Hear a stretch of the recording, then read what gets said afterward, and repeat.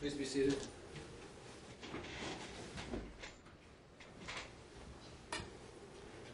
Okay, we're back on the record again, and the equipment's been fixed. Problem was it wasn't broadcast to my judicial assistant, but she now has her system up. So the parties have signed the order rate contemptory child support, ordering Mr. Gibson to pay the sum of $10,000 for past child support owing through 12/31/11. It's to be in court on January 5th, 2012 at 9 o'clock in the morning, and it'd be required to appear with a cashier's check made payable to Denise Martin. Failure to appear will result in the issuance of a warrant for Mr. Gibson's arrest. Mr. Gibson and Ms. Martin have both signed the order, so I'll hand it to the clerk for filing. Okay, anything further before closing? Yes, Your Honor. I would like to note that it's his responsibility to tell the state of Oregon what has transpired. It's supposed to be paid into the system in Washington. I have a bank card. It's supposed to just flow on there so all agencies know what is going on. Last time Mr. Gibson made a payment, I wrote out an order which stated receipt of the $4,500 that he could have taken to the state of Oregon and showed them credit whatever you're doing over here. Did you do that? No, but I certainly will. I can do that. I have that receipt. Okay. Yeah, because they need to be told by you that. Yeah, I assume that I'm getting child support paperwork from two different states. It appeared because the amounts were different. The Oregon amount higher than the Washington amount that she was charging two different states for my child support. No, Oregon is enforcing a Washington amount because she's living in Oregon. That's what they're doing. There's not two different orders, but okay. I would check to see why the amounts differ. All right, then let's proceed for closing. Yes, I'm Miss Gibson. Last I heard a few minutes ago was on Mill Plain heading here. She's trying to get here as soon as possible. Had almost another hour to get here, and I'm not waiting any longer. She's coming from in Oregon, so it's not like she's around the corner. It takes time to drive here, and she's doing her best to get here. So if we give her a few more minutes. Are you ready to proceed to close or not, Mr. Gibson? When I close it, does that mean I can't call her as a rebuttal witness? Yes. The time for taking of testimony is over.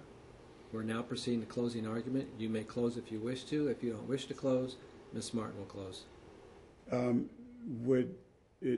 Could she close first, and then that would give Ms. Martin a chance? No, you are the petitioning party, so you go first. Okay. Ms. Gibson just arrived. Nope, that's Mr. Gill. She's parking? Did you give her a few minutes? She's parking. Do that. She talked to the deputy, Your Honor, out here who gave her directions coming in. She was on Mill Plain then. No, she's not here. She's in the parking lot? I'm going to go see sir.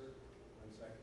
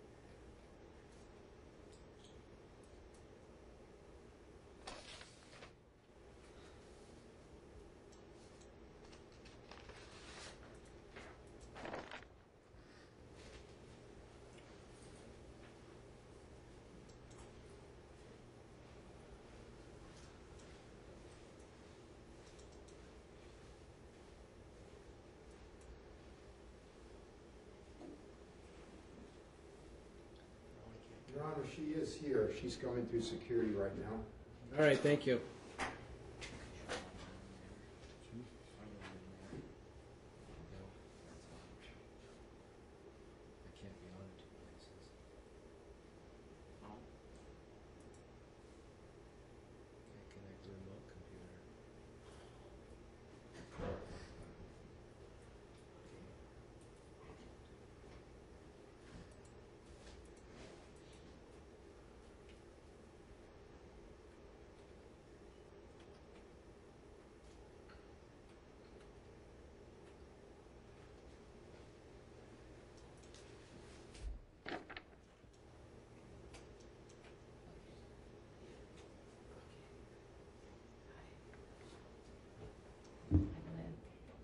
Gibson is here. Okay, would you come forward, please? Yes, I will. Would you raise your right hand to be sworn in? Do you solemnly swear and affirm the testimony you're about to give will be the whole truth, so help you God? Yes. All right. Please have a seat in the witness chair right here.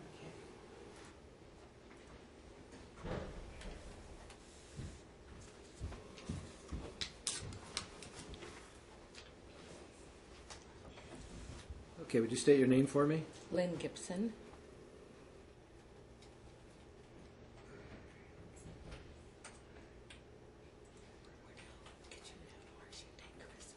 Objection, Your Honor. The witness shouldn't be talking to Mr. Gibson from the stand. No, of course not. I Who are you was gonna talking to? ask, yeah, I was going to ask Marcia if Chris and her could go outside, my son. You want Marcia to go outside to watch your son? With my son. Uh-huh. Okay. Yeah.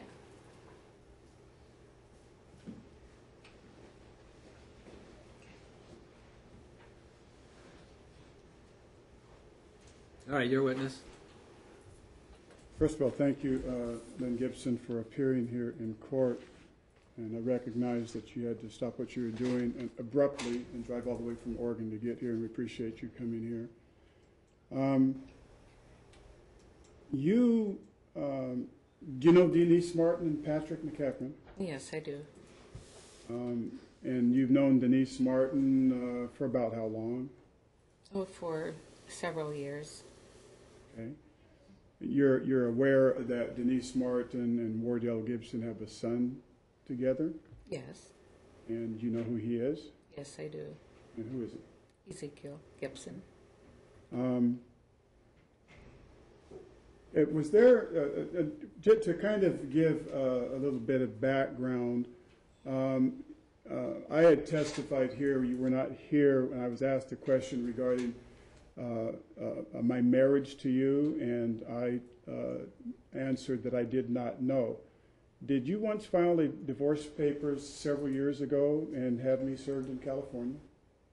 I filed, a dissolution of marriage and all of that. And then at some point in 2000, you retracted that some kind of way? Yeah, I did. Did you notify me that you had done that? No. So I was in the belief that I was divorced from you then, wasn't I? I have no idea. Okay. All right.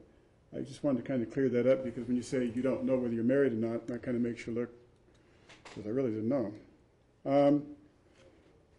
You were a witness on Denise Martin's witness list, is that correct? Yes. And could you tell us,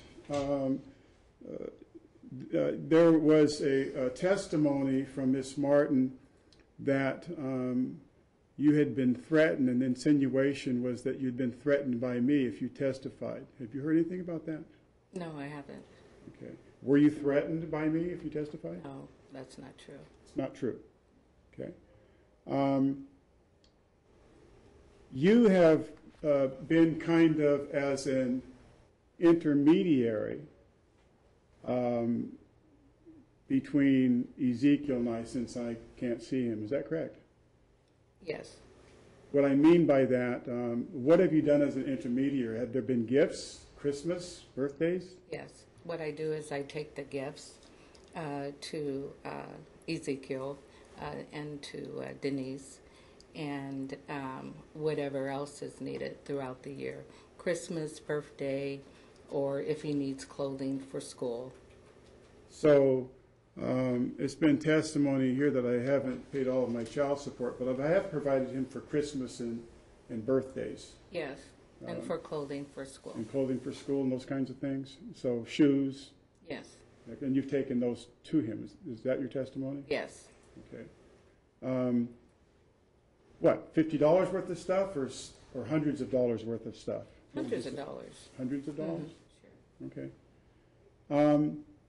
When you go and Ezekiel sees that his father has given him items for Christmas or clothing, what's his response? He's really happy about it, and he misses Wardell. He does? I could tell. Yeah, he does. How do you know that? Well, I could tell, by his reactions.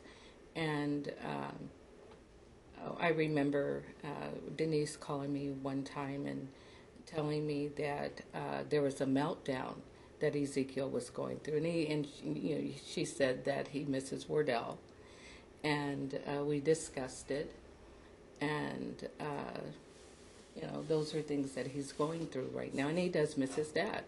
So it's your testimony that Ezekiel has meltdown. What do you mean by meltdown? What does he do? Well, he gets upset, and she had indicated, I think, that he had was calling Patrick names or something, or said something of that nature. Did you find out what kind of names those were? No, I didn't. So, are you aware of about how long it's been since Ezekiel has seen his father? I think it's been a year or so. What if I said 15, 16 months? Would that be true to you? Yeah, it appears like, a year and a half. It's close. But you've seen Ezekiel during that time. Mm-hmm. About how many times you can recall? Well, I probably have seen Ezekiel, I would say maybe about 6 times. 6 times. Mm-hmm. And each of those 6 times that you've seen him, and did he ask about his father or what? No, I think he feels uncomfortable in doing that. He may feel uncomfortable in saying that. What do you mean, feel uncomfortable? Well, I think because he knows that you and Denise are going through something, so he's careful not to say anything that's going to upset Denise. So I don't think he would ask, yeah. So you believe that if he said something, Denise would get upset? Well, he wouldn't want her to be upset with him. Okay. Yeah. But I remember one time when I did come over and, there was an issue going on. I don't know exactly what it was, but Ezekiel was like pushing his foot against the wall, and it seemed like he was going through some kind of maybe a little anxiety there. Is the fact that he saw me, but what he really wanted to know was about you. I could tell that. So I think, and he was pushing his foot against the wall at that time. So. Now,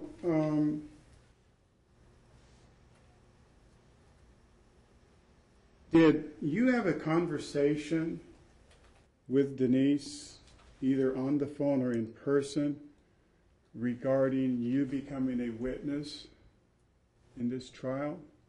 Yes. And she asked you to become a witness. What did you think when she asked you to become a witness for her? Well, we had discussed it, and what she was saying is that she wanted me to testify, of course, against you and everything. But the testimony wouldn't ring true because Ezekiel does miss you, and he does get upset, by not seeing you. So what I was going to say before I was rudely interrupted by Patrick is that I think both of you should have equal parenting, and that both of you should go into counseling along with Ezekiel being monitored and counseled as well. But I didn't get that far in the conversation because Patrick grabbed the phone and he started cursing me out, which I thought was really wrong because he had no reason to do that, and calling me names and the whole 9 yards. So, So was that I thought that was definitely inappropriate. Was it kind of a dark side of Patrick, if you will? Yeah, well, that's definitely a negative side. Okay. So you then, declined to testify because she wanted you to tell things that were not true? Is that your testimony? Well, it's not, I don't think that she, no, say that again. Say it one more time. So I want to be sure what you said. my question was, you declined to testify on her behalf because she asked you to testify to things that were not true. Is that your testimony? Yeah, my testimony is that I did not want to say the things that she wanted me to say because they were not true, unless she didn't remember. And, so that's why I didn't. And so, let me see if I'm clear. She wanted you to testify in this courtroom under the threat of perjury that to testify things in this courtroom that were not true. What things did she want you to say that you thought were not true? Well, what she wanted me to do was to, say the things, of course, that Ezekiel is doing fine. And, he is doing fine. But, he does miss you and he does act out. And it's not anything under perjury. I was, the reason why I talked to her about it and telling her I wouldn't say those things, just to bring to her remembrance what has occurred throughout the year with Ezekiel not seeing you. So that's what has occurred throughout the year? Well, he's been upset about it, and Denise told me that he was upset with Patrick, and in the interim of our conversation, she says, "Well, because he misses Wardell," So she did say that, and so he does. There's no doubt about that. So your testimony today is that my son that I haven't seen for 15, almost 16 months misses me to the point that when he asks about, well, I don't want to lead you. So your testimony is that Ezekiel misses his father. Yes. And your testimony is that when he asks about seeing his father and he's denied that, he has what do you mean by meltdown? Well, Denise had said that he had a meltdown. And anger, anxiety, missing you, all of that. Okay. The last time that you saw Ezekiel, what did he look like? Did he, as far as physically? He's a little taller. Okay. Mm-hmm. And what about his weight? His weight is fine. His weight is fine? Yeah, he's always been, He's always been? That weight. That weight, which is? Well, I don't know his exact weight, but the weight looks the same. Okay. Would you say that he looks fat, normal? Normal. Thin? Normal. Normal? Okay. Mm-hmm. Okay. You said that Patrick took the phone away from Denise and cursed at you, calling you names several times. Yes, he did. Did you had made a statement to me that you thought that he was out of control and was angry at you? Yeah, he was out of control. What did he say to you? You said that he cursed at you. What did he say? Well, he called me names. What name did he call you? I think it was something like motherfucking cunt, and it were, those kind of names. Really? Yeah. And he doesn't even know me that well to talk to me that way. So, what did you think about that for somebody that does not know you that way, calling you the MF? He's got an out of control anger. He needs to go into anger management. Okay. Did he frighten you when he? Sure, somebody talking to you like that and you don't know them that well, that's an issue. Did that contribute to you? I mean, what did you think about going over there again after this had happened? Well, no, I'm not going to go over there again. Of course, you know that they have no longer a living there. Yeah, I do. Okay.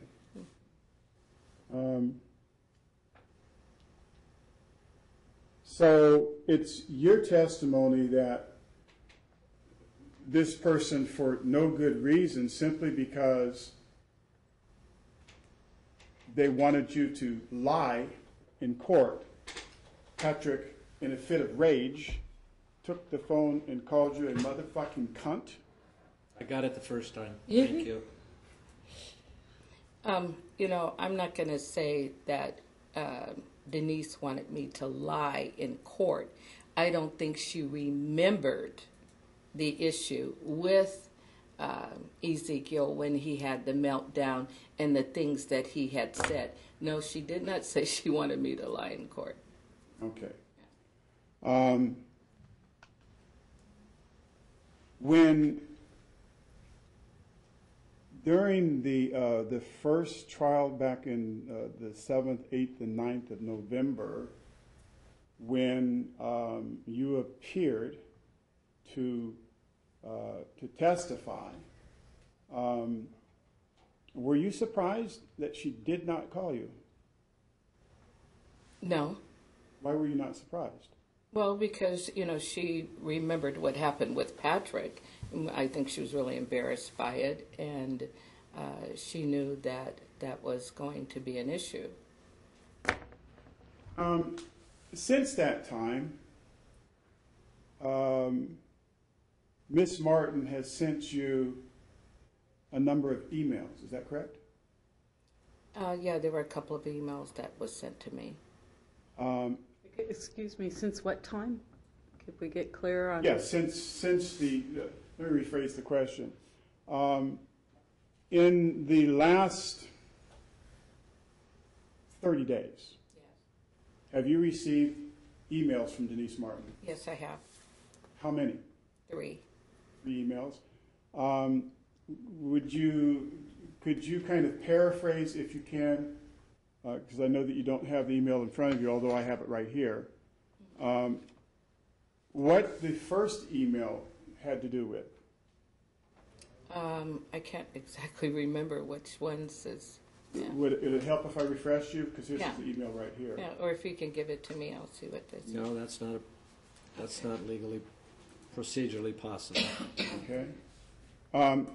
In the email, was there anything about, in the first email, was there anything about corruption and judges? Oh, yeah, yeah. What was that about? She was upset with, I think, Judge Ruley, and, just kind of going through what she felt about it. And what was that, if you could recall in the email? She was just upset with the outcome, I think, of the trial and the way it was going. And so, what did she threaten to do in the email? Let me rephrase the question. Did she state in the email in any kind of way that she was afraid and was going to flee? Yeah, she said that she was. She said that she was going to. What was it? I think.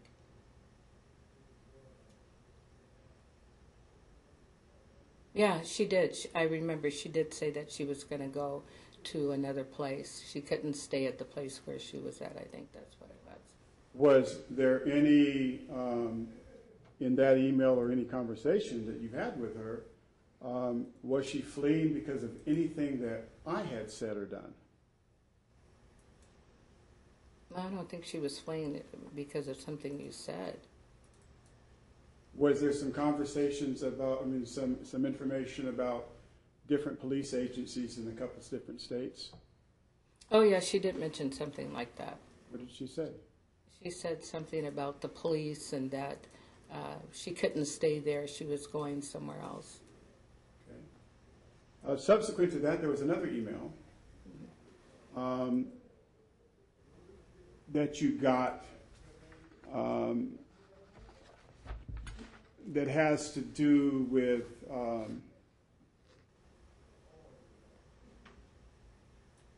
recording the court trial and putting it on YouTube. Do you remember anything about that? Yeah, she recorded the trial, she said, and put it on YouTube. What did you think about that? Well, I thought that I wasn't sure if that's legal to do. And I, thought about it as far as, was it legal or illegal to do that kind of thing? Okay. And why should she put it on YouTube? I don't know. Okay. Thank you very much for your testimony. Questions, Ms. Martin? Yes. Isn't it true, Lynn, that I met you before Ezekiel was even born? So we've known each other over 8 years? Oh, yeah. Okay. Oh, okay. All right. So you have a hard time remembering. Yeah. It's okay. I think when you were pregnant or something, I met you.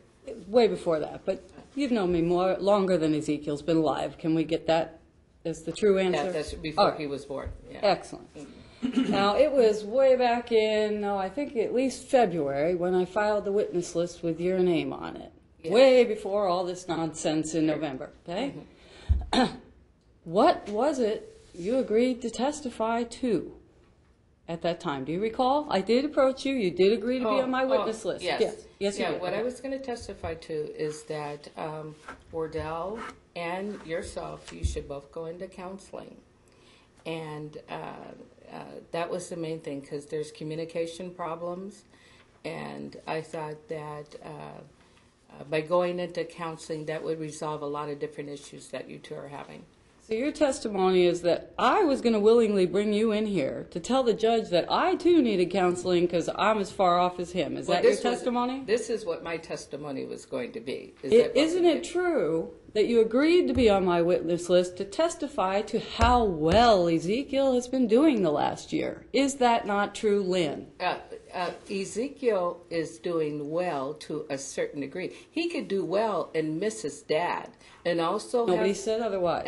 And Witness also complete have her statement, please. okay, yeah. At Christmas time, I called you, had a little Christmas list. Think you guys can put something together? Is that correct? Yes. You put some gifts together, and you came and spent some time on Christmas Day, or was it Christmas Eve? I don't recall. Well, Christmas. Wardell put the gifts together. Well, you bought the. I brought the gifts over. Well, wait a minute. You said you paid for the $110 robot. Oh, I bought R2D2. Ezekiel Yeah. gifts So myself. okay. So you two Yes. put together some gifts, and I invited you to come hang out on Christmas and watch him open the gifts. I took video. We Yes. left. Is that true? Mhm. Okay. That's true. This is Christmas, 3 months after I've gotten a restraining order against him. Is that correct? So he can't come. You're going to come on his behalf and bring gifts. Yes. Did you get in my face at that point about anybody molesting Ezekiel, or how come this pedophile is in the house? Anything? No, I didn't. Okay. In March, when you came to Ezekiel's birthday party, you were invited to not just drop off gifts, but participate in the party. Did you come to a surprise birthday party for Ezekiel? Yes, I did. You brought gifts. And I yeah. brought gifts. At that time, did you get in my face about how come I got the pedophile living in the house? How come Ezekiel's being sexually assaulted in your care? Anything? There was other people there. Did you say anything? No, Okay. I wouldn't have said anything. Of course about not. that, And of by course, around February, other you've people. already agreed to be on Did my you- witness Didn't hear list. the answer? Yeah. What the answer is I wouldn't have talked about that around other people. I would have talked about that with you personally, Okay. but not around other people. Okay, so from the And time... at that time, I think it would have been an inappropriate time to speak about that. Okay, so now 6 months have passed since a restraining order was put in place. He claims he's told everyone, including you, and he said you drove him to CPS and lent him $29 to file a report. Isn't that true that you told me that? I took him there, yes. Yes. Okay. So you had actually driven him to CPS. You've been in my life, invited in my home at least twice in that 6 months. You and I were on the phone. We text. We swapped emails. Not a burp out of you about this child molestation thing until the criminal trial in April. Is that correct? No, I have mentioned it to you. Not before the birthday party in March. Not a peep. I have talked to you about it. When? That Wardell was concerned about it. Not before the birthday party. When did you bring it up, Wardell? No, She doesn't get to do that, Your Honor. The question Okay. is when. The question is when. When? I would have to, think about that It because I was don't want to give a wrong Pretty answer. big deal. But we in- have talked about it. Okay. Since the criminal trial. Okay, who is Dr. Pastor, whatever, Hardy? He's the pastor of Highland Christian Center. Did you ever approach him and ask him to intervene in this situation? Objection, No, I Your didn't. Honor. Yeah, Overruled. yeah, I didn't talk to him directly. I talked to his secretary. Uh-huh. Uh-huh. And why did you want him involved? Well, because you had called and you were concerned and you wanted Wardell and you to sit down with him and see if this whole thing can be resolved. But at that time, the court cases were going. So with the legalities of the court cases, I think that Dr. Hardy would have declined. And Wardell didn't want to come, and that's another reason Dr. Hardy said no, because everybody would have to be involved. Mm-hmm. And Wardell didn't want to come because of the court cases. was already. Are you still legally married to Wardell Gibson? Yes, we are. Okay. Mhm. Did you testify on his behalf at his criminal trial in Washington County? No. Stand up, tell you what a great guy he is, anything? No. Okay. How come you weren't on his witness list to stand up for him? You've been in his life for 40 years. That's not objection. Overruled.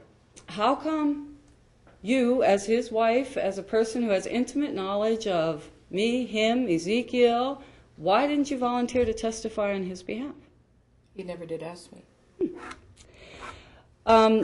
Isn't it true? At that time, he didn't ask me. He probably didn't The take last it. 2 times I've seen you, you did not get out of the car and come out in the house. You were invited to get out of the car, come in the house, and interact with Ezekiel. You chose not to. You were in a hurry. Yeah, I was in a hurry. So actually, in the last 14 months, you've seen Ezekiel physically at Christmas, and I have video of that, and at his birthday, which I have video of. Other than that, you have talked to me, emailed me, texted me, shown up in my driveway, but you have not seen Ezekiel since his birthday. Oh, I saw Ezekiel the last time that I was there at your house. I can't remember which date that was, but remember I took the picture of him? Out in the driveway? Yeah. Okay. Mhm. So you saw him in the driveway for 5 He minutes came out, he since came out March. and talked to me. Now, the incident where he was pushing his foot on the wall, he didn't say anything, but you assumed from Yeah. all of that he was having a meltdown because he missed his dad. Yeah, that's what I assumed. Wow. Mhm. Have I ever indicated to you that my goal was just to keep Wardell out of the picture forever, or did I ask you to One get... question at a time. Did I ever tell you that I'm going to keep Ezekiel away from Wardell forever? That's what this is all about. Well, no, you didn't say forever. Thank you. Did I talk to you on numerous occasions about getting some kind of intervention from your religious community to try and help make this smoother, more peaceful, better for Ezekiel, anything? Did I ever Yes, ask? yeah, Oh, okay, you did. thank you. Mhm. Thank you. When... But I think the reason why that didn't happen is because of the decline that you were already involved with the courts, and that everything had to go through the courts. Well, just a moment ago you said the reason it didn't happen is because he wasn't willing. Which is it? Well, it's both. You know, Wardell wasn't willing because it was already, the court cases were already taking place. I see. So you claim that what I wanted you to testify to is that we both are messed up, we both needed counseling, and that's what's best for Ezekiel, and that's No. why I invited you? No. Okay. What I was going to testify is that both of you needed counseling along with Ezekiel needs counseling and monitoring as well. But I find no reason why Ezekiel should not see Wardell. You had indicated it's because of issues that you both are going through, and that's why I think that you both should go into counseling and resolve those issues. Were you present in 2005 when I got a restraining order against Mr. Gibson? I wasn't there when that You have issue no happened. understanding of what happened then? Yes, I do. You told me, and so did Wardell. Okay. Were you aware that he went to jail for violating that restraining order, got 2 years probation and a psychological evaluation? No. Okay. Were you aware that his nephew, which is someone in your life, got a restraining order against him in 2008, and that he went to jail for violating it? No, I didn't know anything about So you really don't have a lot of information about this case, but you came to a decision on what's best for Ezekiel. Well, after seeing Ezekiel, and Ezekiel and Wardell have been together for a long period of time, and they do well with one another. So you have intimate knowledge of his parenting skills behind closed doors, but you didn't sign up to testify for him in this He matter. didn't ask me. Okay. Anything further? Did you ever tell me that you had seen Corinne Gibson at his home? I saw Corinne, yes. Did you tell me that she had some kind of Joker mask going on her face because she was off her medications? No, I didn't say that because I don't think Corinne is on medications.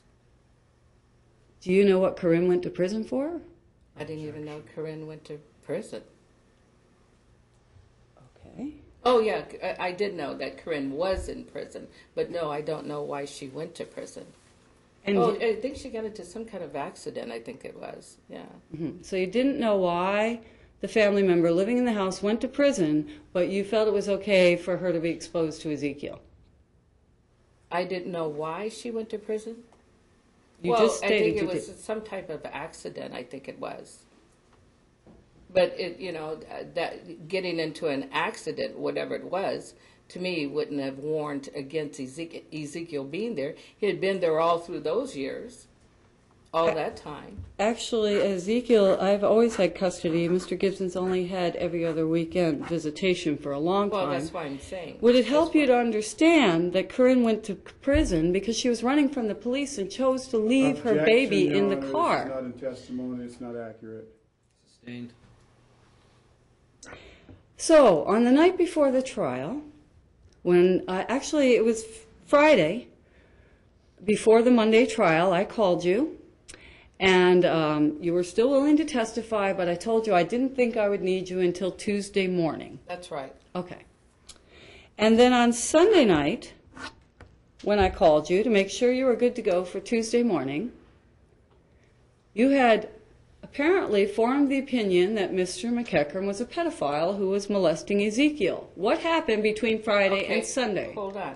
I did not form that opinion because, Patrick has not been anywhere. Nobody has sent him, or he has not spoken to anyone at Child Protective Services, at least from what I think, from what I've learned so far.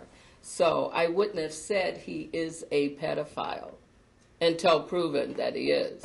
So you deny that you, on the conversation with me that evening and the conversation with Mr. McEachern after I got very angry because you said to me, I don't know whether he's a pedophile or not. That's right, I don't. That wasn't your testimony on Friday, but on Sunday that was your testimony, and you can't understand that Mr. Objection, Your Honor. McEachern would be upset with She you. hasn't given any testimony prior to her appearance right Yeah, here. What is she I talking haven't about? had I a talked to her on testimony. Friday night. She was still willing to testify. She Well, had no That was the concern. question that was posed to Ms. Gibson. Did you have a conversation On Friday on night. Friday night? The answer was yes. Did you have a conversation on Sunday night? And you said yes. So Yes, I did have a conversation. Okay, so on with you. Friday night when But- we talked, she said you Okay. did. Question. I'm trying to finish the question. When we talked on Friday night, did you report to me your concerns that you really don't know whether Mr. McEachern's a pedophile or not? On Friday night, was that part of the conversation? I can't recall, to be honest. On with Sunday you. night it was, though, however. Okay. All right. Did you show up at 9 a.m. on Tuesday to testify as you had promised you would? In this court, Yes, ma'am. I showed up here and, but no one called me up. Yeah, that's what it was. I showed up here, but yeah, no one called me up at that You were time. here at 9 a.m. on Tuesday as you committed to be. Is that correct? No, I don't think I was here at 9. Were you here on Tuesday at all, or perhaps it was Wednesday you rolled in? What were the dates? The 7th, 8th, and 9th. You committed to be here at 9 a.m. on the 8th. You rolled in mid-afternoon on the 9th. I didn't commit to be here at 9 o'clock. Really? No, I don't think so. I never did receive anything from you at all. There was no paperwork, nothing. So think when you I just talked to you on called. Friday night, Oh, that's what it was. Yeah, because I never did receive any paperwork to come here, and no legal paperwork. And I came to see what was going on, but I can't remember the exact time. But no one ever called me up to speak, so I left. okay, I just want to get think clear. that's what it was. On Friday, we did not discuss that you were going to be testifying in this case. Did we discuss that on Friday? When I called and said, are you still good to go to testify? On Friday, you Objection, said, she's leading the witness. Sustained. did you? When I called you on Friday, were you still willing to testify? When we had talked, the last conversation that we had was Patrick cursing at me. I'm not asking about that. I'm asking on the Friday. 2 days before that, I called you Did you still agree to testify before at this? that time, yes. Okay, when did I you see think what you you're needed to be here to testify? Well, whatever time you wanted me to be here, but And what time did I ask you to come? I think you said, but something had changed. Something had changed during that time, so that's why I probably wasn't there. So, why did you roll in on Wednesday? To testify for me? No, I came in on Wednesday to find out what was going on, and Wardell had called and wanted me to be here, so that's why I came. So you never did roll in to testify for me as you promised? Well, I would have called, I would have testified, but things had changed. What changed? What changed was Patrick was cursing at me and all upset and the whole 9 yards, and then you didn't get back with me. So that was it. You never did call. And then you came in and told Wardell, I guess, or the courts, that Wardell had threatened me, and that was not true. So in the 16 months that you've been dealing with me, of course, we haven't had much contact in the last 6, did you believe Patrick McEachern was a pedophile? I'm still saying the same thing. I do not know if he is. So as his wife, Aunt Lynn, what did you do since you didn't know? He's telling you it's happened. You say you didn't know. What did you do to advocate for Ezekiel? Other than bring gifts and show up at birthday parties, what did you do to make sure he was safe in my household? Did you report to anyone? I took Wardell to Child Protective Services so he could report it, and they're the ones, whatever dates Wardell had said, because I can't remember the exact dates. Was it in 2010 or 2011? Let's give me a ballpark. I would say 2011. Thank you. So he claims he witnessed Time moves so abuse in fast. my home in September. You knew about it, but you didn't go to any agency until 3-4 months later. And you didn't go, you drove him. No, I took Wardell during the time that, when he said he wanted to go because he believed that there were some issues with Patrick. So I took him over there. In 2011? Yeah, when he told me about it. Whenever the time he told me, whenever we went, that's when we went. I don't have exact dates down or anything like that. You pretty much have done what Wardell has asked you to do in this matter. Well, yeah, with Okay, the Child thank you. Protective Services. In fact, Thank I you think very we much. went there twice. Yeah, I've got to Excuse go. me? Excuse me? Yeah. How many times did we go? We went there twice. Twice? Yeah. To Child Protective Services Yeah, we did. to report on pedophilia by Patrick? Yeah. Thank you. And what did they say? Did you go in? No, they wouldn't let me in, you know. You were in the building? I was in the building, Gibson, though. stop. Sorry. Yeah, I was in the building. I was in the office, sitting there waiting for him. And they had no interest in talking to you as a person Well, who'd I been didn't in the home. ask them, you know, Wardell went in. So you didn't go in. No, I didn't go in and sit down with them. So you were just on the property. They never met you or heard any concerns from you? I was inside the office waiting, and they came out and got Wardell, and they went into a room and spoke. So you never spoke with any agents about your concerns for Ezekiel? Oh, no, this is what Wardell was doing. He was taking care of that. Ah. Did you talk to Pastor Hardy that you were concerned that Ezekiel was being molested and you needed someone to do something? Well, I talked to Pastor Hardy. Both of you and Wardell's concerned, and he already knew about them. Did he do anything to advocate for You Ezekiel? would have to ask Dr. Hardy about that. Yeah, he's not here either. Okay, thank you. Now, Mr. Gibson, questions? Yes. I've got an appointment at 3:30, real and we quick. cannot be late. Real quick. Very So important, my son does. your testimony today, Ms. Gibson, is that Don't summarize her testimony. Just ask a question in regards to what she asked. The lady indicated she has to be important by 3:30 for okay. appointment. Isn't it true that it was in September of 2010 that we went to Child Protective Services? 2010. September of 2010. I know it was after, near summer. Yeah, it probably was. I can't remember exact dates. Time moves too fast. Okay. So your testimony is that that Ezekiel misses his father and has meltdowns when he doesn't see him. Yeah, he does, according to Denise. Yeah. Okay. And you witnessed him kicking on the wall when he inquired about seeing his father. We don't need a summation of what she's already said. Do you have any further questions? No, I have no further questions of this witness. Okay. Thank you very much. Thank you. You live in Portland? Yes, I do. Describe your relationship with your nephew to me. With my nephew, with Ezekiel. Ezekiel. Oh, it's a good relationship. In fact, I ended up on number 4 of his list of, what kind of list was it, Denise? It was the top 4 people in his life. You made Yeah. the top 4. And I was in top 4, and I was real pleased about that. Do you have other children? I have a son, yes. Okay, thank you. Thank you for...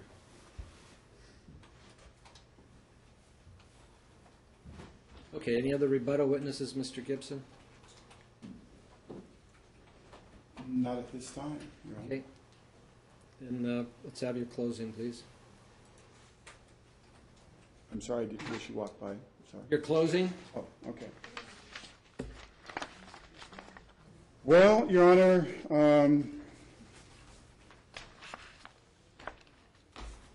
as everybody in the courtroom knows, I'm Ezekiel's father, his paternal father. And I just believe that there's a God-given right for me to have a relationship with my own son. I believe that this woman and Patrick and others have conspired to keep me from having that relationship because I believe that if he and has done everything that they can to keep him from other people and isolate him so that he can't speak on those things. As far as the sexual molestation, Child Protective Services asked me if I saw any penetration, and I told them, of course not, or I wouldn't be talking to you. Because That's not testimony or evidence that I heard in this trial. So keep So- your closing to the summation of the evidence that was Okay. testified All right, to. there's been testimony from her witnesses, Stacy Cohen and Louise Broussard and Patrick McEachran, that I'm some kind of violent, I think Ms. Cohen said, schizophrenic, bipolar kind of person. Yet at the same time, she testified that there was some over 20 or 30 or 40 times that she had come to rescue Miss Martin when Miss Martin, the third-degree black belt Taekwondo expert, was so terrified of me that she had to do that. Yet there is no police reports that police were ever called, and that at the same time, Ms. Cohen testified that she provided a chauffeur service for me on my birthday to take me to a place where alcohol has been served, where we can shoot pool. I thought that would be kind of odd for some person that's chasing her best friend around numerous times to do that. In addition to that, Ms. Cohen testified that she met with me at a hotel in Portland, in Northeast Portland, to invite me to become part of a sales team, and that I was a great salesperson, and that there was just Ezekiel and I in the room, and she testified that it was just a little suspicious why she would do that if I was this, violent kind of person. She testified that I had come down the staircase and pushed her against the wall, and then coolly apologized for pushing her against the wall, stating that I wanted to get Miss Martin, kicked the door off the hinges, but it didn't do any damage to the pictures on the wall, which it would have to, and then they coolly walked out to the car, and no police were ever called.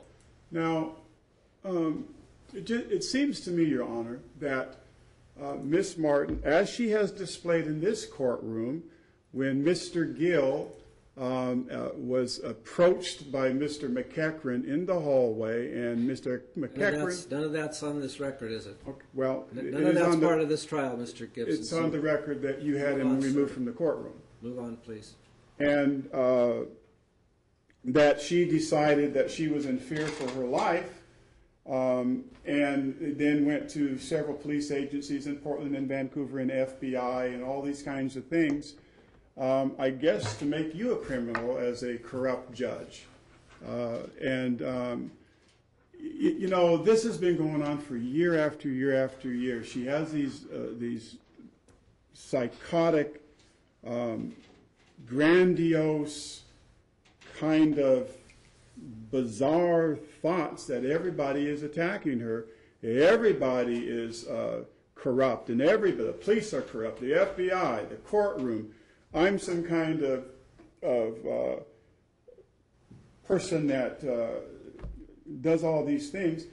But when Louise Broussard was asked about why it was that she was so afraid of me, it was because of just the way I look, I guess.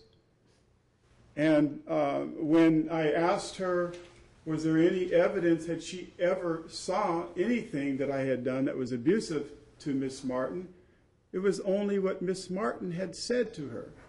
We've witnessed in this court Miss Martin inventing so-called domestic violence, even on the stand. When was asked about different domestic violence, she just went on and created one after another, after another, after another, to the point where I was fed up and mentioned that she was a liar, and that's when you decided to end the trial, because it was just got to be where, you know, I mean, over and over and over and over again, these different kinds of fabrications. Now, what's interesting to me is we have the child administrator for this court, Terry Vetter. We also have Dr. Kirk Johnson, who have testified in court proceedings like this, I am sure, for many, many years.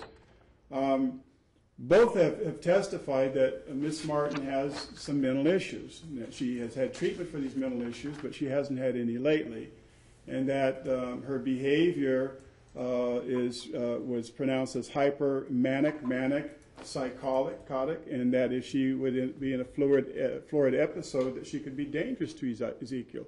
This is about Ezekiel. I've never seen Patrick penetrate my son. I've never seen that, but I have seen him playing with my son naked in his lap. I have seen my son getting out of his bed naked. I thought that was inappropriate, and I told him that I was going to report him to Child Protective Services. This woman is trying to allege that somehow or another that's some kind of perjury, but if you can recall, when I came to the court, after I had been arrested and spent a day, not 2 days in jail, a day overnight in the Hillsborough County Jail and was released that morning, that everything that I owned was under the control of Mr. McEachran and Miss Martin.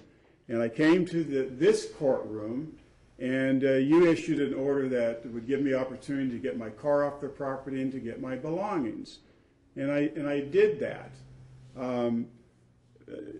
But I mean, it's one thing after another, after another, after another, and it's just got to stop. I believe that my child is being abused. I believe that he's being sexually abused. I believe that he's being abused by being taken out of school when he is one of the brightest kids in the country. And he should be around other bright children, not sitting on a computer watching whatever, maybe a video of this trial. He's very bright. His mother is on doing these YouTube things of this trial. He's right there on the computer too. He's very adept at a computer. He grew up on her lap, and she's on the computer almost 24/7. So he's very, very good on the computer. So to believe that he is not being able to see this trial on YouTube when there are other videos of him on YouTube, it just flies in the face of anything that's reasonable. I believe that Miss Martin has conspired in a way to keep me from having anything to do with my son whatsoever. I brought these pictures, Your Honor, because this is what I have of my son that sits on this desk. That's it. I haven't seen my son in 15 months.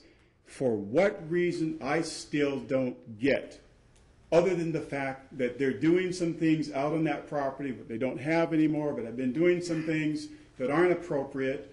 I've asked the Department of Health Services in Portland, DHS, and the Child Protective Services to investigate. And I hope, Your Honor, that they conduct the investigation and find out that, well, it may have been inappropriate behavior, but that he has not penetrated my son. That's what I hope. I don't want my son to have to grow up with this kind of thing going on in him. I hope that I'm wrong about this, that they're not doing this, because after all, this is my son. I love him. I don't want him to have all kinds of inappropriate emotions that grow up into who knows what over the years because of this kind of activity with my son. I believe my son needs to be found wherever he is. He needs to be taken away from these people and put into a situation where he can be questioned by people like CARE or some other organization that knows how to question children that have been involved in inappropriate sexual kinds of behaviors. And if they deem that everything is fine, so be it. But the fact that Mr. McEachran himself got up on the stand and admitted to inappropriate behavior with naked little boys and water hoses is just, I've asked all kinds of people about this, friends of mine, people that I don't know, and not one person said that that would be appropriate behavior. Why would you do something like that? Because it's a hot day? Put on swimming trunks and spray. It's just inappropriate. There's another issue that is kind of under the current here, and she mentioned it about this religious kind of thing. Her father was a Christian deacon. She wanted him to die in a plane crash when he was young, because obviously he was doing something inappropriate with her. Information that I've been able to garner and study over the years is that these kinds of things can be generational if something isn't done. She still hasn't got over that. Maybe she never will. She needs counseling for that to help her to be able to deal with that. Now, she said that she had a nervous breakdown, had some minimal counseling. Dr. Kirk Johnson has testified that she needs long-term psychiatric treatment and needs to be on psychotropic drugs and needs to stop using marijuana to control her mood swings, that if she wasn't willing to do that because of the organic nature of who she is, she could not be a positive asset to Ezekiel, and as a matter of fact, could be dangerous to him.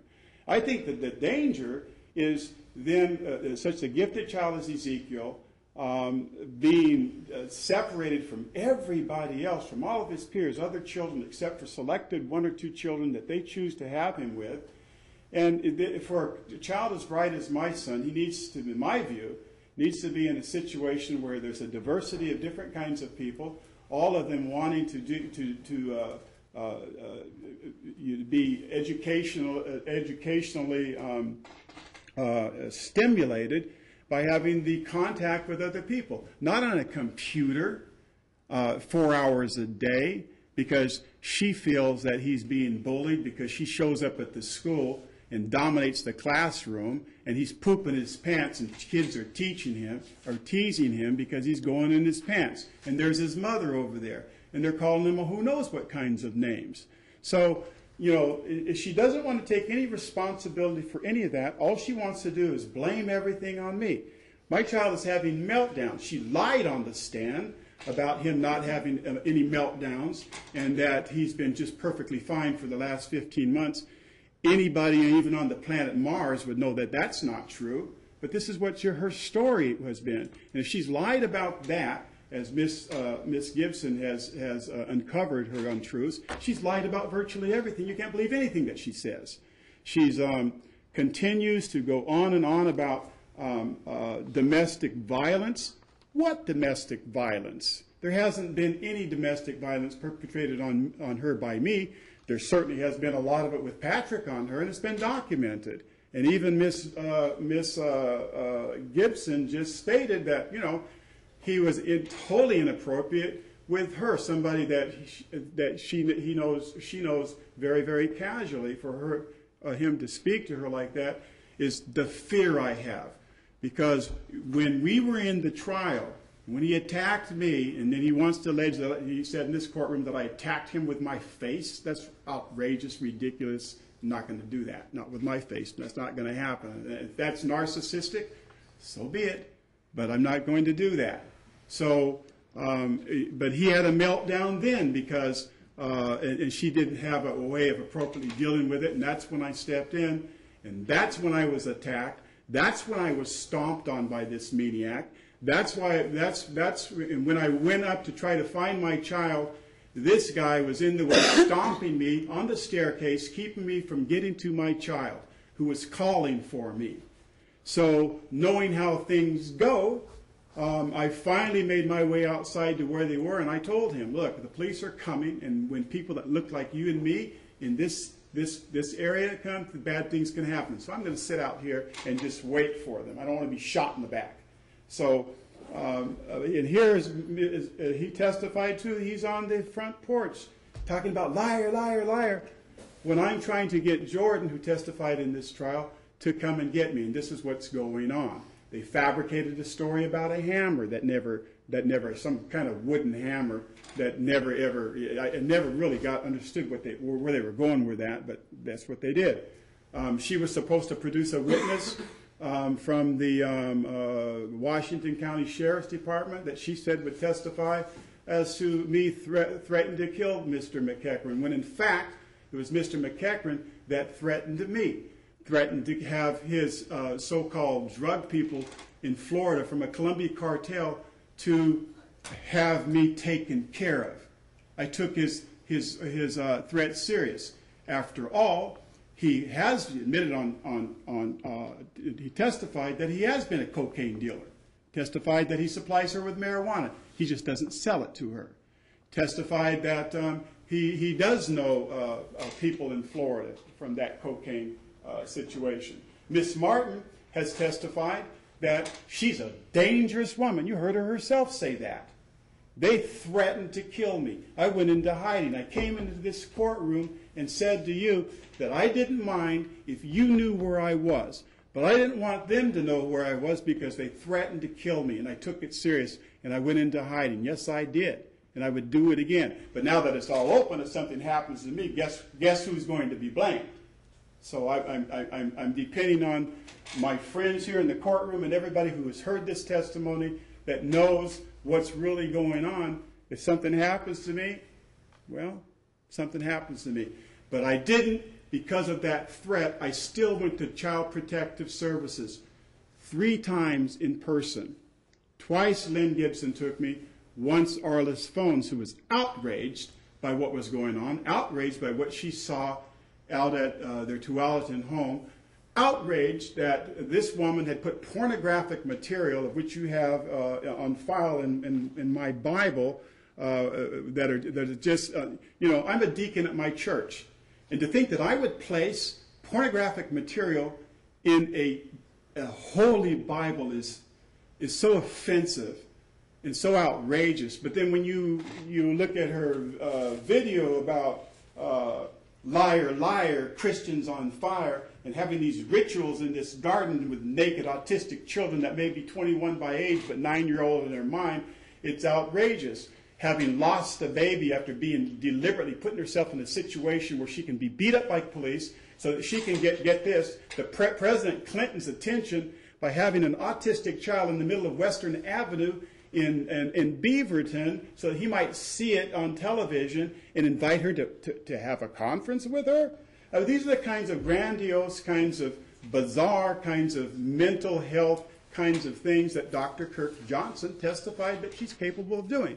Now, when I had the welfare check 2 weeks ago to see about my son, is because one of the emails that I have here threatened to flee to a place of safety. What does that mean? She writes in her book a number of times about contemplating suicide. Dr. Kirk Johnson also said that this was something that she was very capable of doing. So the heat is on her. Child Protective Services, DHS, is investigating. So who knows what she might do? And that's why I keep saying, where is my son? How do we know that he's okay?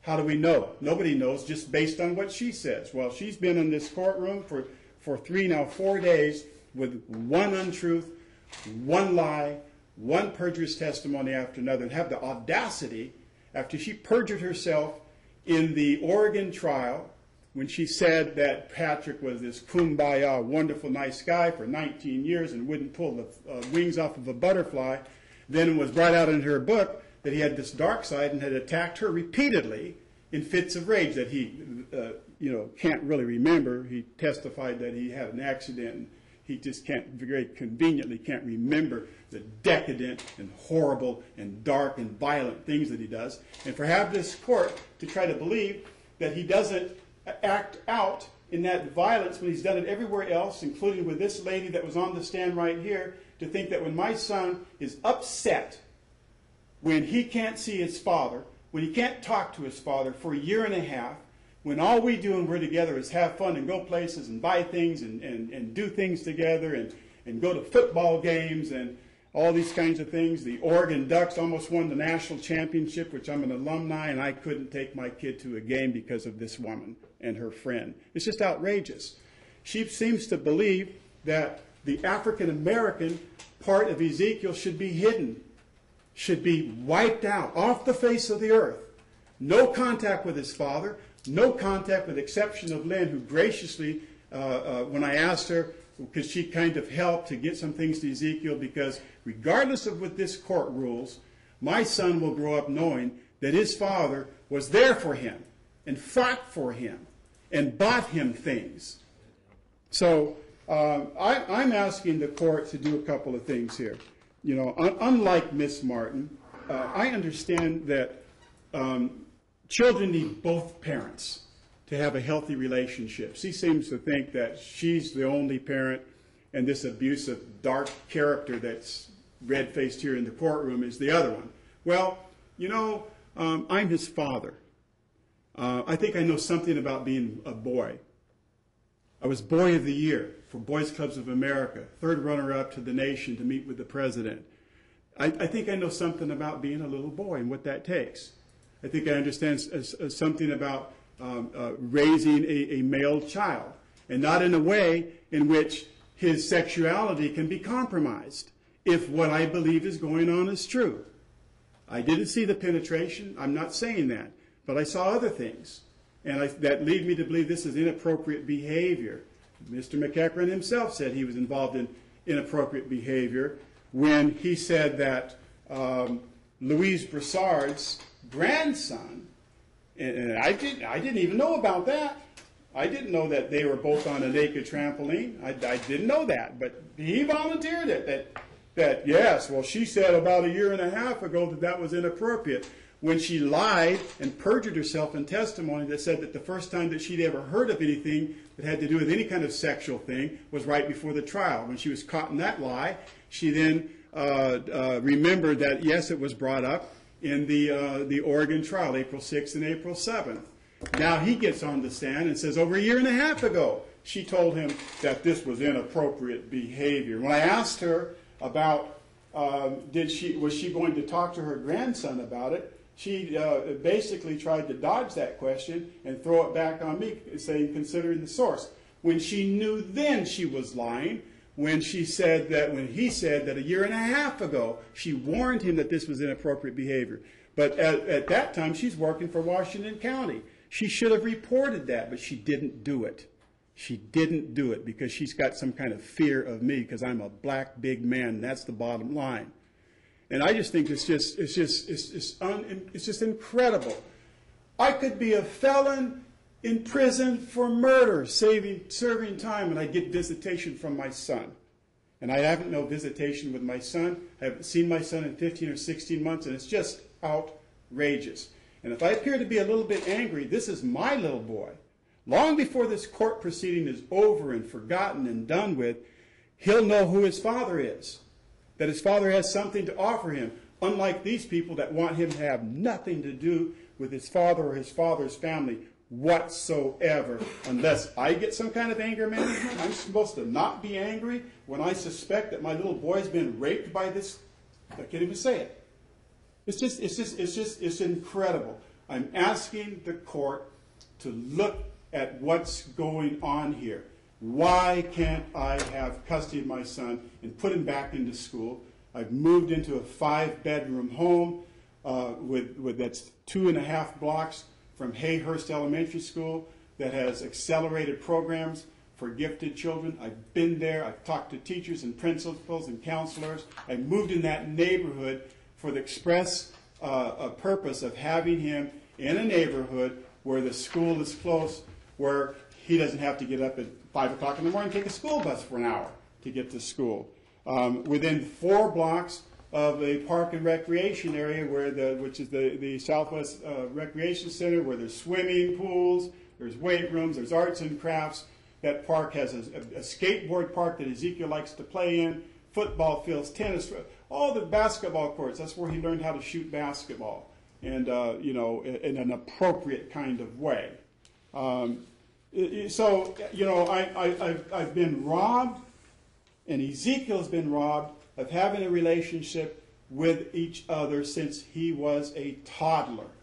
When she started this psychotic, everybody's against me, I need to flee over and over again. If somebody looks at her cross-eyed, oh, please. It's just outrageous. You witnessed this yourself when you ask her. You call that abuse? So you know she's a drama queen. This is what she does. And the system has allowed this to go on and on and on and on and on for 5, 6, 7 years. And it's time to put an end to it. These 2 people should be arrested for what they've done. It's an outrageous abuse on my child, cutting him off from everything that's dear to him, that he loves. He wants to be with his father. Now, I'm not saying that he shouldn't have a relationship with his mother, because I'm not like her. I believe, like I said already, that both parents should be involved and engaged in the child. But she needs to get some psychiatric treatment. That's what I'm asking the court. I don't know if you can order that, but you can certainly suggest it, that she gets the kind of treatment that she needs so that she can have a normal relationship and doesn't have to hide him out from all other children and other adults and cut him off from his father's side of the family completely and totally by having restraining orders. All right, wrap it up. You've got 1 minute. Okay, 1 minute. So my plea, Your Honor, is do not allow this person, these 2 people who've got on here and perjured themselves over and over and over, to continue this. I don't even have words to call it what it is. It's just an absolute travesty that he cannot have a relationship with his mother because these 2 people have decided that they know better than even you corrupt judge. That's what they think you are. Okay, Ms. Martin? Yes. 30 minutes. 30 minutes as Mr. Gibson had. Okay. We'll talk about Ezekiel first. I put on the record that he was deemed gifted in the 1% of all children in the country in the beginning of kindergarten. So we've known that for 2 years. I have put on the record that he's made 2 trips to the ER, so contrary to Mr. Gibson's testimony, I'm not opposed to doctors. I just prefer to try and work things naturally first. He's had 3 trips to pediatrician Dr. Mary Olson and 3 trips to Dr. Carlos Rosa, which were paid for at my expense. He's had all kinds of dental care thanks to the state of Oregon. He's been to 2 gifted engineering programs sponsored by Beckman Creek, and he was in the Mini Hoopers basketball team sponsored by the Tualatin Parks and Rec. I also provided him for 2.5 years with a beautiful home, a playground, a garden, a labyrinth, woods. He did a short film on restorative justice about Martin Luther King that I thought would make Mr. Gibson very happy. He's, in my opinion, doing well in my care. These are the things that I put on the record that I have provided for the child. Mr. Gibson not only has been in contempt on child support at least 4 times, he's made it clear over and over he doesn't even feel he should have to pay child support. But he wants us to all know that he's there for Ezekiel.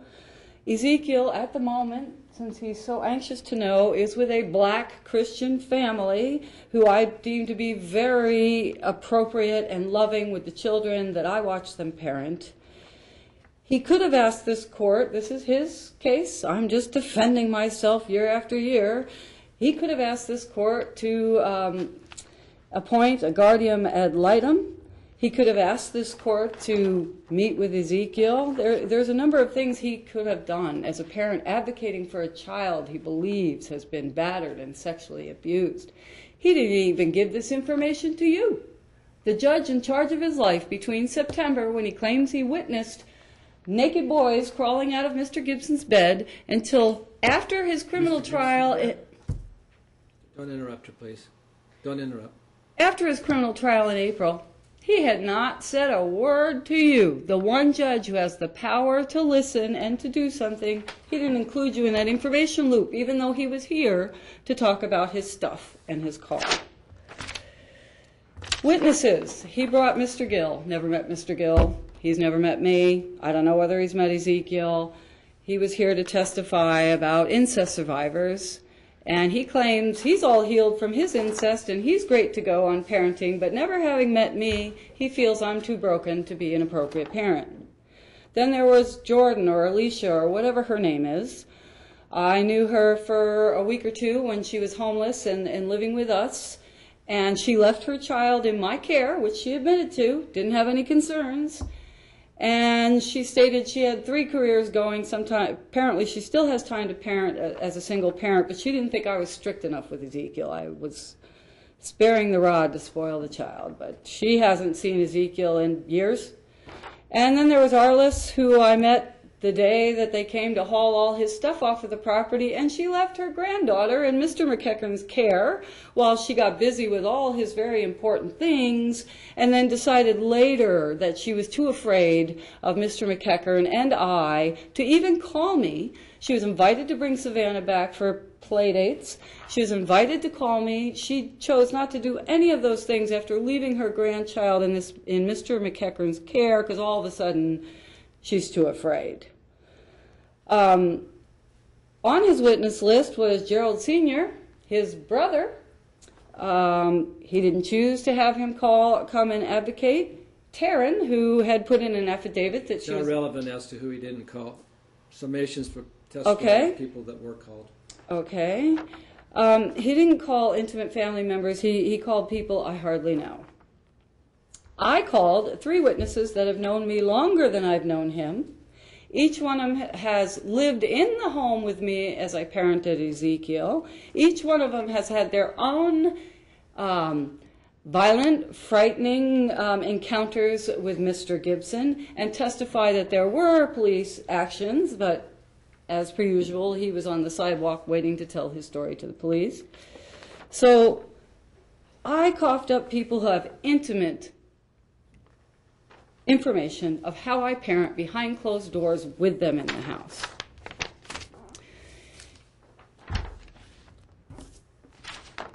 As far as perjury, he claimed in his first filing in this case, he said he merely made a phone call to check on the welfare of the child in 2005 and hence was arrested.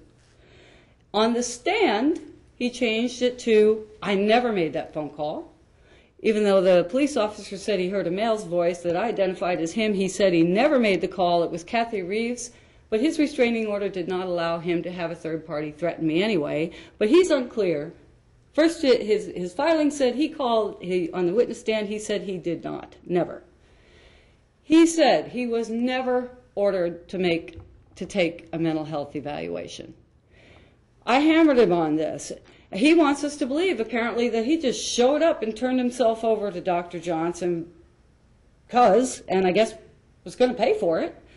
But the truth is that a mental health evaluation was ordered by Commissioner Scheinberg. He was in the courtroom.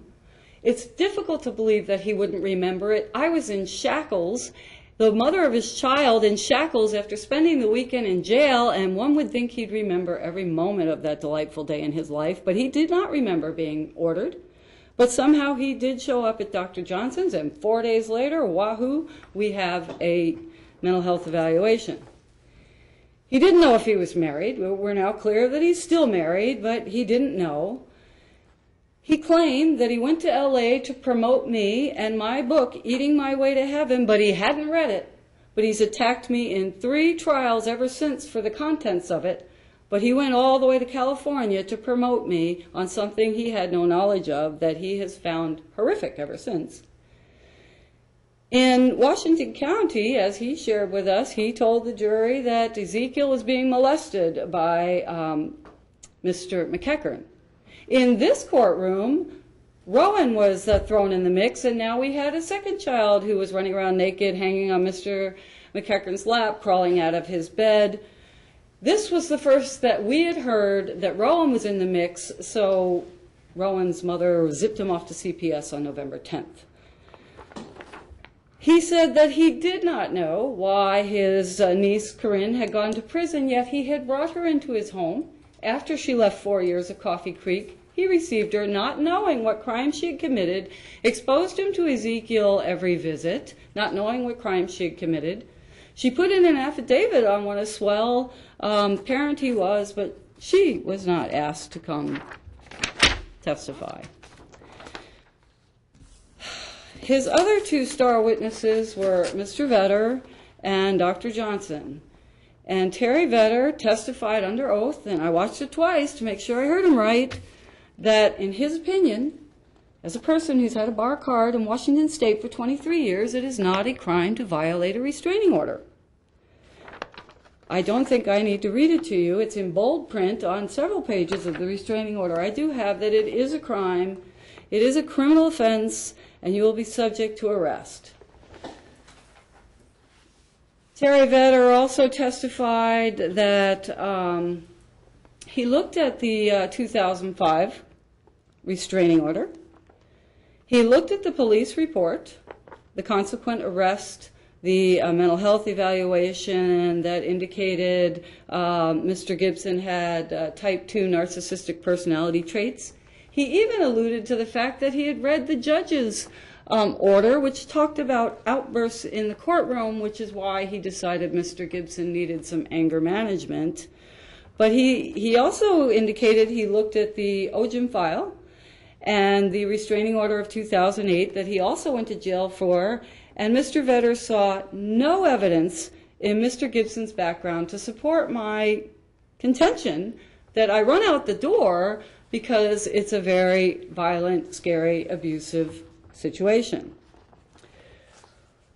So consequently, Mr. Vetter, having seen no evidence of domestic violence in this man's past, not believing that violating a restraining order is a crime, decided that I must be way off, and he ordered a mental health evaluation of me to see why I kept running out the door. Then Dr. Johnson testified, and he offered, before he got on the stand, that Mr. Gibson had not paid him yet for his testimony. He was testifying on faith. And since I had already filed a grievance about him with the state licensing board, he was a little concerned that this might not look good. He testified that indeed it took 11 months for him to complete his mental health evaluation of me. It spans 7 pages. And Mr. Vetter also testified that that's why it took him 11 months to get in his report, because Dr. Johnson was a little slow on the uptake there. He also testified that he saw absolutely no evidence in Mr. Gibson's background that it would indicate that my tale of domestic violence had any validity. So apparently, Dr. Johnson does not understand that violating a restraining order is a domestic abuse prevention restraining order is a crime. He did acknowledge that Mr. Gibson had been diagnosed with type 2 narcissistic personality traits in 2005, but he didn't see it as a problem in his quickie phone-in evaluation. I asked him if by any stretch of the imagination it was true that I was dealing with violence behind closed doors, the behaviors that the state of Washington considers domestic violence, and on top of that, I was running back and forth to a court that was making me jump through every hoop, and that this process would be stressful for me. Could any of these things cause me to have angst or look nervous or hyper when I rolled into his office? He said, no way. He testified that he had no interest in looking at my court-ordered drug test, Although he had concerns that I was psychotic, he wasn't interested in seeing if I might be doing heroin or crystal meth or something else. He just had no interest in looking at the drug tests that the court ordered as a forensic psychologist whose job was to find the truth, so he told me. And he testified that there was no sanctions as a result of my complaint, which isn't exactly accurate. I am asking, first of all, I think there's plenty of evidence in this case, things that were on the record that he flat lied about on the stand, that this man has lied in this proceeding. And it is considered first-degree perjury to sit on the stand and lie or to put something in a document that you know to be untrue. Second-degree perjury is when you lie to a court officer, like a man like Terry Vetter or Dr. Johnson, Commissioner Scheinberg, Judge Stonke, Judge Ruley, anyone. Second-degree perjury is also a felony, and the reason for that is when a family law case starts, it starts with a court officer, generally someone like Terry Vetter. And if he gets a pack of lies, it is difficult for him to go down the road. He has to do an awful lot to figure out what the truth is. And if you lie to a forensic psychologist, he can't do his job appropriately. And then when their reports come back based on lies, then the judge can't do their job appropriately. And no doubt, he lied to Terry Vetter when he said he has never committed domestic violence, because a restraining order that is violated is considered a crime. It's a domestic abuse prevention restraining order, and it says clearly on there, that's what it's for, is to prevent that. When you violate it, you are guilty of domestic violence. And in his case, more than once, legal documents proving it. So he lied about those documents to court officers, which is second-degree perjury. Now, the reason that I asked for jail time in my contempt on perjury, the reason I asked for jail time on the contempt on child support, the reason I am still asking for jail time is because nothing else works. I had a restraining order in 2005. He violated it. It was a court order. He knew what he knew. He violated it and lied about how he violated it. In 2008, there were 7 restraining orders in 5 years. He said they were all thrown out. They couldn't have been because he violated one of them, went to jail for it. I know so because I had to beg the judge to let him out of jail because I couldn't float the newborn baby without some money coming in. Commissioner Stonke told him to get a license 3.5 years ago. Told him it was in the works. Well, apparently it's still working. He hasn't gotten that covered. Judge Pro Tem Lako told him to pay child support. Made an order. 2 months later, I was in court asking for contempt. He wasn't interested in paying it. 5 times now I've come here with contempt paperwork. He doesn't honor court documents. Commissioner Scheinberg tried to explain that to him when I came for my second contempt. Or was it my third? I've lost track. But she told him flat out, you need to pay your child support, sir, or file fresh financials saying you can't afford it. He didn't do either. You asked him to prove his allegation that this man was a pedophile. I filed contempt papers. He didn't choose to legally answer them. He filed a whole bunch of nonsense, and your assistant sent him a letter saying what the legal response looked like. Just never got around to it. So concerned for his son and the sexual abuse he claims is going on in 4 months. Couldn't find time to legally answer it so that you could help him with that. And in 2010, apparently none of us are clear on whether I had or still have a restraining order. It was my understanding when I rolled into this courtroom November 7th that I still had a restraining order in place and that he did not have the right to threaten me through third parties, to harass me, to scream bitch at me in a frightening way, to harass me while I'm trying to pack up my things, so I had to go get someone to escort me back in here just so I can leave the courtroom without being threatened. I don't believe...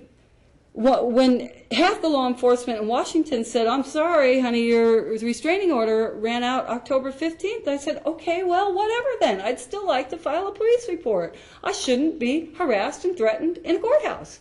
And if I am, 3 days in the course of a trial, Don't I have a right to say maybe I'm not feeling safe for a month while we wait to do all this again, when he can't behave in here with you on him for 3 solid days, with sheriffs on him, with one of his witnesses on the sidewalk with Deputy Bain for hours? He can't do it here. Those of us who've known him for 10 years and known the truth and know what we've been through didn't feel safe at all sitting at Miss Bichard's house. So I called your chambers. The police knew where I was. I'm in a safe, appropriate shelter. I've been receiving mail because I've got stuff going all over the country, and it's coming back to me at Alice Street. And then he calls for a welfare check, finally. 2 years of screaming, my son's being raped and this and that, and he finally asked the police to get involved, and they didn't find him credible.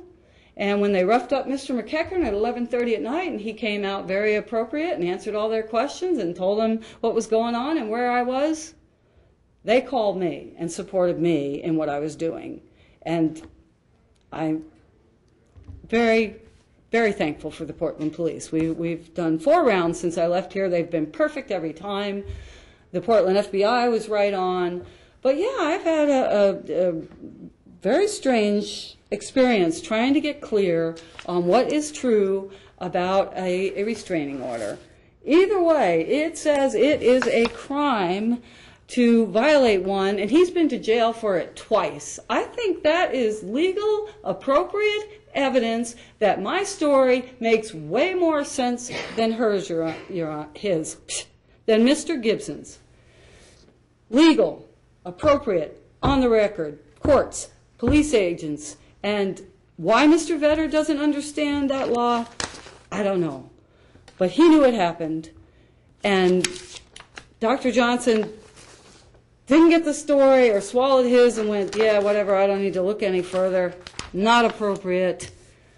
This man, as Stacey Cohen testified to, is a loving human being, likable, smart, fun to be around, and he has a violent side.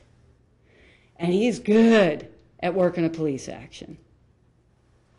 But because we share a child, I am never free of him. So his contention that, oh, if I'm so this and that, why would she do? I'm chained to this guy for life. And I've made it clear over and over and over, I'm not trying to rob him of his son. I'm trying to get Ezekiel an appropriate father that doesn't scream the kind of things he says about me in front of the child, that doesn't terrorize him with thoughts of the world's coming into end and your mother's going to hell. What did that Patrick do to you? Etc. I want an appropriate, healthy father for Ezekiel. I want this one, but he's got to have treatment because he's not telling the truth. He is scary to be around. You don't know which guy you're going to have next. And I agree with Lynn. Before we ever interact as a family again, he needs to get treatment, and then we need to get treatment on how we talk to one another. I've tried to make that happen at my expense for years. As she told you, I went to his black Christian minister, said, how about you, referee? He wouldn't do it. I picked a black Christian PhD in interracial studies. All he wanted to talk about was the only thing that was wrong with his life was me. He wouldn't cop to anything. He's never even stubbed a toe in his whole life. Although we have heard about the fact that he's black. But 12 white people, found him innocent. And he's making me out to be a racist. But it's just not true, Your Honor. This man doesn't follow court orders. That's proven. He doesn't tell the truth, which is a crime. It's a federal crime up to 5 years. It's a crime for first degree, and it's a crime when you do it to a court officer. And therefore, there have been all kinds of things in this case that I felt were inappropriate. But after I heard Mr. Vedder say he didn't think that violating a restraining order was a crime, I started to get what the Vancouver police tried to convince me of. In your credit, every person's crossed my path, including this one and many others, said, Judge Ruley's an integrable guy. Letter of the law. I said, I think so too. Then why is all this so messed up? Why? Well, I don't think you were clear that Terry Vedder didn't know that violating a restraining order is a crime. I don't think you know that Dr. Johnson phoned his in when I'm asking the state to look at the financials. Did he get paid the same for 11 months as he did for a phone-in that never even covered any paperwork? So yeah, I think there's been some bobbles or ineptitude or whatever it is by court officers in this case, but it all started with him lying to everybody when he filed this case. And if restraining orders and jail time for breaking restraining orders twice in 5 years is not enough evidence that my story might have some validity, all I can do is put cameras in the house, Your Honor, which is what I'm trying to do. Reality TV. It's the only way the truth happens because people lie. So I'm asking that he do some jail time for perjury. This isn't the appropriate forum. Well, I'm clear on that. It shows that it never happens in a civil case. People lie, and that's just the way it is. If you know that, then... But it's not right. It's the truth, but it's not right. Right. If threat of perjury... I'm here to interpret the laws in the domestic chapter of the RCWs, not Chapter 9, the felony section. Those are felonies. That's what you said. You're absolutely right. Felonies are charged by the prosecuting attorney, not by the judge. It is not contempt of court to lie. That's a different issue. You're talking about perjury as a felony versus contempt of court issues. Well, I'd be happy to find him in contempt. It's my Your Honor, contention that he hasn't been truthful, that he misled court officers, that he's lied about documents that are legal and standing, they are not going to be changed, and that his behaviors are not appropriate for Ezekiel at all. Okay. You have an opportunity as the petitioning party to make a short rebuttal, Mr. Gibson. God, where do you start? You know, the bottom line is this, Your Honor. This woman comes into court, a so-called expert on psychological warfare, and has used this as if the court is some kind of simplistic, juvenile, never been to a rodeo before kind of courtroom. She thinks there's going to buy all of these lies. She's lied. Stacey Cohen has lied. Louise Broussard, even in contempt of court, tried to get her to keep me from seeing my son, even when she was threatened with kidnapping. Did it anyway. An expert so-called witness. Perjury, is, I'm listening to her and I'm thinking, what is it that I lied about? Where is the lie? She just said that she believes I'm to be a smart person. I'm thinking, what is the domestic violence? A violation of restraining order?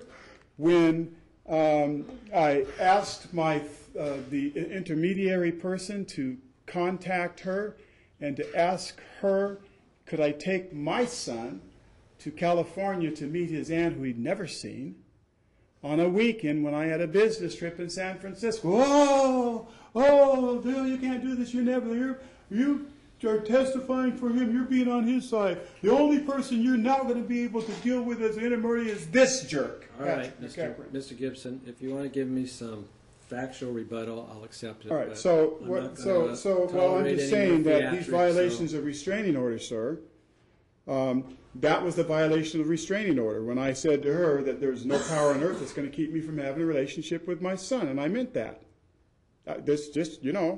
You're a judge, you come and go, God is forever, that's my son. At some point in time, if this judge, if this court decides to rule against me, he's still my son. He'll always be my son. And I'll always love him. And he'll always love me, in spite of everything they've tried to do to keep that away. Every picture that my son has of me, she sent. These are just a few of them because they had frames. Yes, I'm a deacon in a Christian church, Highland Christian Center. There's a couple deacons in the church sitting here now, that witnessed this fiasco that she calls. To sit here and try to impugn Pastor Hardy calling Christians are all liars. You know, when she and her witnesses have done nothing but tell one lie after another, and so blatant and obvious that it's just shocking that, you know, that she's in this position of the pot calling the kettle black. It's just incredible. And so my only rebuttal is I wish her well. I hope that she gets the psychological counseling that Ezekiel deserves. You know, she's gone for years without it, but we have a son now, and this whole travesty is not good for our son. She cares nothing about that. She cares nothing about our son not having a relationship with her father based on these trumped up false allegations and restraining orders. I've got every one of the restraining orders that were dismissed right here, every one of them. Every single one of them have been dismissed because you can get a restraining order on anybody because you don't like the peanut butter sandwich they eat because you think that it is toxic and might kill somebody. As she, if you recall, filed an order when Commissioner Scheinberg was here that I should be in contempt of court and should be not allowed to see my son because, get this, because I took him to McDonald's and bought him a milkshake and a hamburger. That's what she did. Judge Scheinberg threw it out. This is how bizarre and wacky she is. She needs psychiatric treatment. She needs it now. Ezekiel needs to have a mother that's not dangerous to him by going down these wild, bizarre roads and these wild lies. Ezekiel loves his mother. I'm sure that she loves him. And what I want is for both parents to have a relationship with our son without the deceptions and lies and perjuries that she has perpetrated against this court, even to the point where she's calling the FBI on you, Your Honor. It's just outrageous. So I'm asking for custody of Ezekiel so that he can be in a normal situation, go to a normal school, albeit accelerated school, in his neighborhood, to have a relationship with the other side of his family. Her family won't have anything to do with her because she's out of her mind. And they won't have anything. Her brother won't have anything to do with her. Not on the record. Yes, it is. Her sister won't have anything to do with her. That was testified to. By whom? Right here in this court. When we talked about who testified to that? When we were talking about the book Eating My Way to Heaven, and that It's not in evidence, Your Honor. Well, it must have been in the other trial. Forgive me if I got the trials confused. There's so many trials going on, which he keeps charging me with absurd kinds of things. So the bottom line for me is she needs to get treatment for what are obvious mental kinds of, I'm not a psychiatrist, but I know she needs help. For Ezekiel's sake. For Ezekiel's sake. This is about Ezekiel. This is about what's good for Ezekiel. What's good for Ezekiel that he knows all the rest of his family, except for the handpicked 2 people a year that she chooses to have him with. It's just, it's outrageous. I'm asking for you to rule for Ezekiel that he be placed in my home, in a nice neighborhood, in a stable house, where she's not running from pillar to post every time the wind blows and she doesn't like the smell of it. She decides to flee to another home. And she even admitted that while he's in these places, he gets abused. So what does she do? Continues to put him in these places, and the abuse continues to go on and on and on and on. And I've been trying to get this story out for 5 years. But nobody want to listen to me. They don't want to listen to me because they believe in all this nonsense that she has. She just files restraining orders after another, and then wonders how come I don't go to the school to participate in activities when I'm restrained from going there. It's, well. Why do you keep referring to 5 years when you filed this case in 2008, and most of the delay in this case was as a result of the criminal charges in Washington County? Well, you have to understand that as she's been... Why do you keep referring to 5 years? Because before this case was transferred to the state of Washington, we've been battling in Oregon since before he was born. Is there a custody case in the state of Oregon? No. All right. But all I know is my son needs to have a relationship with his father. His father needs to have a relationship with him. Not for me, she doesn't have Ezekiel. What about her suggestion that you meet with the PhD? What about her suggestion that you meet with the PhD? I'll meet with anybody. I want to see my son. I want to have custody of my son, whatever it takes. So you know who she's referring to? No. What PhD? No, I don't. That must- Doctor's name? Well, Dr. Williams was I believe, was the PhD that we met with, but we're talking about Dr. Hardy, his minister, who he would not participate. Dr. Hardy a PhD? Yes, he is. Yes, he is. Doctor of theology. And he is also a big deal in the African American mental health community. Yes, he So is. I offered up the best guy I could come up with, your minister, black guy, Christian, mental Dr. health, Hardy's African American position has always community. been He wouldn't do it. that there are programs in the church. There's the GSM program. Would you be that willing to counseling- meet with Dr. Hardy to speak about and Absolutely. Dr. Hardy, you read his letter. He was here on the other, when we were supposed to have the trial back a year or so ago, was going to testify. He has a great program. There's the deacons that are in the church, in the audience right now, that'll tell you about the programs that are for children. are you ready to meet with him now? Absolutely, I'll meet with him. I don't know. We meet all the time. Deacon Hammond will tell you that we meet every single week as deacons to do what's right and appropriate to be leaders in the church, where we hear all these kinds of things that come around all the time. Would you be willing to meet with him to discuss your issues? Absolutely. Good. I have met with him to discuss my issues. Okay. Is Denise invited? Sure, if she wants to come. But what she was saying, where you kind of may have not quite understood, is when she knew we were coming to trial, after I turned down going on the Jerry Springer show, the Objection, Your Dr. Phil Honor. show, this show and that show. Nevertheless, aren't we at the point where counseling's I agree, strongly Counselor. recommended? Look, I have no issues against her. She's not a bad mother. It except appears for you she both has know this Dr. guy. Hardy's phone number, so call him.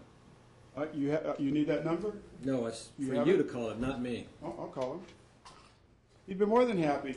What Dr. Hardy would like to see Ezekiel in church. We have wonderful programs for children that have been abused, that are. And Miss Martin, call Dr. Hardy and ask him what steps he would recommend that the family take as far as this counseling amongst You the can't children. just call this man, Your Honor. Lynn Gibson spent 3 months trying to get an appointment with him to set up a counseling session that I was willing to do, that he eventually wasn't. So it could take months, but Your I'm Honor, happy to I'm do the it. deacon in the church. There's another deacon sitting back here. That's not as complicated. It's a matter of, and he would be willing to sit and talk with us. I have a feeling after Dr. Hardy listens and hears what transpired in this case, the last 4 hearings, that he may be willing to step up and accommodate everyone. But will you? Mr. Gibson meets with him regularly. Are you willing to take the step to contact Dr. Hardy There's this 2 week? representatives from the church here. Are you willing to contact him this week for a meeting? Yes, Thank you. and I will take that phone number, where this man can actually be reached. It took Lynn 3 months. Am I restrained from talking to you? You can tell me. Okay, I'll tell you. It's on my phone. I've got his private number. I'm sure that you would like that. I'm sure that Deacon Hammond and his wife have it as well.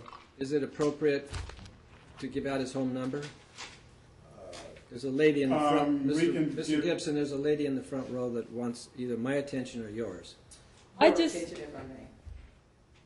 She's from the church. Your attention, if I may. And I am the secretary of the executive board where Pastor Hardy is that he's speaking about. And no, it's not appropriate to give his number out in the public like that. There is a procedure.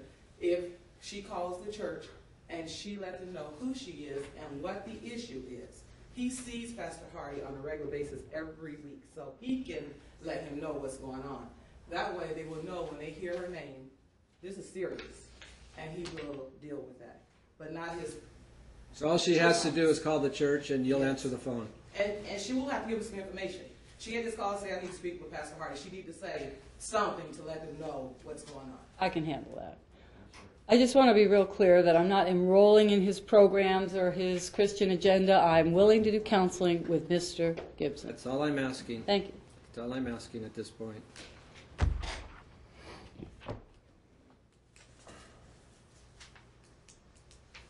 Okay, I have 4 days of hearing notes to review.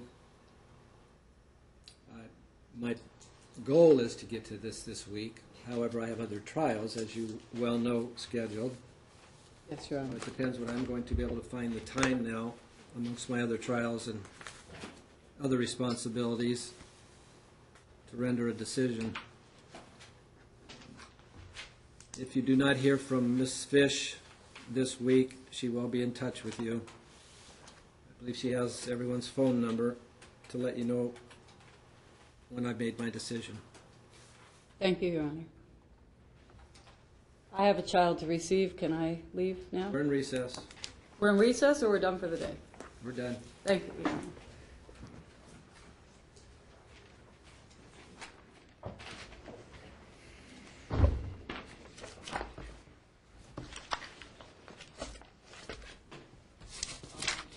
Before everybody leaves, I need to get phone numbers for both of you.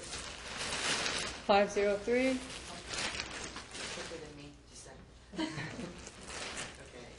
Okay. 975 0856. 503-799-7788.